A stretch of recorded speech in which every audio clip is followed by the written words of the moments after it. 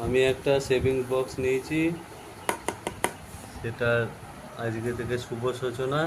আজকে থেকে শুভ সূচনা। এই যে 50 টাকা দিয়ে তোমাদের দেখিয়ে নিচ্ছি, তার আগে একটু ঠাকুরের নাম করে দিই।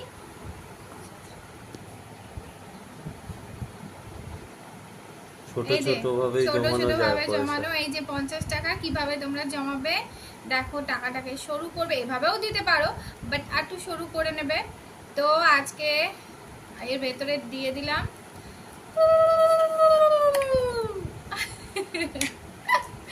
উলু দিয়ে।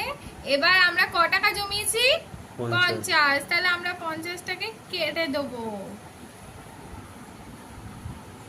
বোঝা যাচ্ছে যথেষ্ট।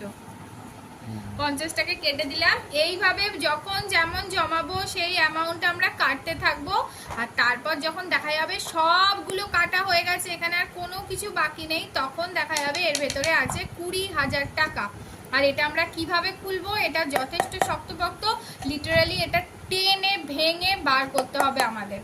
মানে এটার কনসেপ্টটাই হচ্ছে এটা, যাতে আমরা বারবার খুচখুচ করে টাকা না বার করতে পারি। মানে আমরা সংসারী মানুষ, তো হঠাৎ করে 500 দরকার হলো, এই বক্সটা যদি এখানে খোলার সিস্টেম থাকতো না, তাহলে টুক করে খুলে বার করে নিতাম।